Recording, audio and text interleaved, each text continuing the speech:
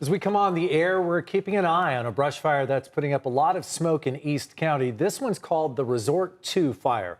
It's burning north of Highway 79, just northwest of the Warner Springs Resort. Right now is at about 30 acres, but fire crews say it has a dangerous rate of spread and the potential to grow to up to 150 acres. Officials from the Warner Springs Unified School District have loaded students into buses and vans to take them directly home away from the fire. We will continue to monitor this and bring you any updates as we get them.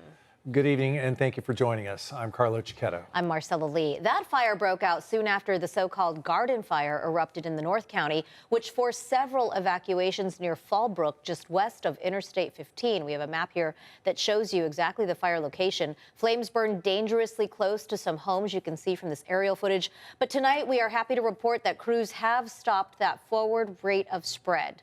Tonight, we have team coverage. Chief Meteorologist Carlene Chavis is standing by with a look at the current conditions in that area.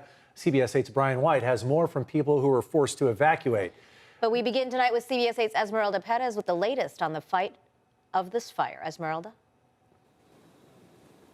Well, that's right, Carlo. Marcella. Now, the last update we received from CAL FIRE says that crews have stopped the spread of this blaze, and it is now 10% contained. But as you can see right behind me, there are several hotspots that have started to flare up. You could probably, it's probably hard to see since it's nighttime now, but there's the dozens and dozens of small flames that have been flaring up in the past hour or so. But I want to get to some video of what it looked like just about 1 o'clock this evening of the flames that the smoke could be seen from miles and miles away, all the way down to Escondido, which is roughly half an hour from here. Now, I spoke to people who live near this hillside about what they saw. Take a listen.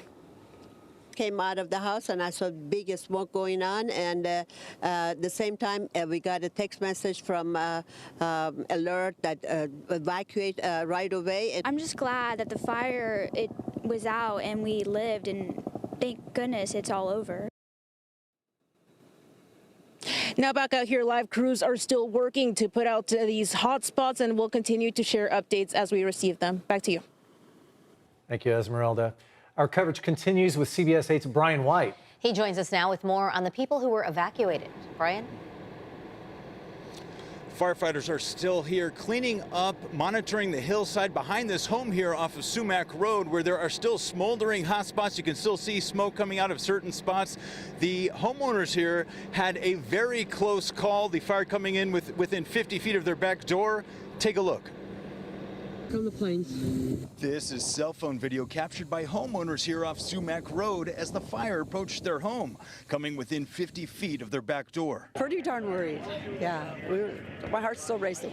A close call here for Suzanne and her husband Steve. They were about to evacuate but stayed behind to give firefighters more access. Uh-oh, here we go.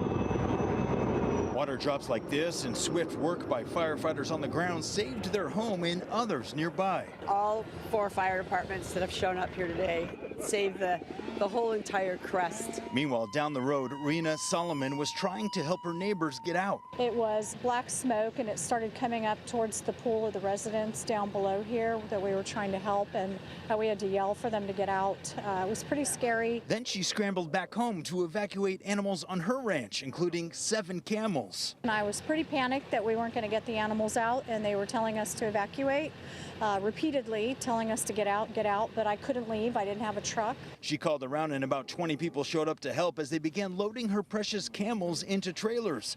Meanwhile, Suzanne and Steve are just grateful for the quick action by firefighters. All these men and women are just amazing. Just amazing. I can't believe what a great job they did. I spoke with that homeowner, Suzanne, just moments ago. She's in good spirits, actually, just grateful to these firefighters. And right now they're just cleaning up the pink fire retardant off their windows and off their walkways. But all in all, they are very lucky. Back to you guys. Thanks so much, Brian. Great reporting out there. Now, the fires we've seen today come as we saw peak fire weather conditions this week across the county. We turn now to Chief Meteorologist Carlene Chavis for more on the conditions crews are dealing with right now, which are a little different, fortunately. Carlene, what's it looking like out there? It's looking really good when it does come to those wind speeds, because earlier this week, we may not have been able to say the same thing. We had Santa Ana winds that peaked with gusts into 60s, in the 50s, in the 40s. Fallbrook had peak wind gusts that were in the 40s and 50s. If that was still going right now, now, that would be very dangerous. Now, we have seen some dry conditions. Earlier today was down into the teens. We're seeing a little bit more recovery as we go into tonight, so that air mass is modifying itself, and we are going to have onshore flow picking up over the next few days. But it's 32% relative humidity in Fallbrook. When this fire broke out, gusts were in the teens. We're now looking at gusts about 4 miles per hour. Let's go ahead and take a look at Warner Springs as well. We have some pretty light wind speeds. This area was under a fire weather warning this morning and expired at 11 a.m. We're still talking about dry air that's out there, 21 miles per hour, 21% right now, and that's with humidity and only 8 miles per hour with the wind gusts in Warner Springs. We'll go ahead and take a look at our complete forecast coming up. Marcella. Thanks, Carlene, and stay with us for the very latest on this brush fire. We will have updates posted on CBS8.com and on our social media profiles. You can also get the latest weather conditions and alerts on the go by downloading our free CBS 8 app.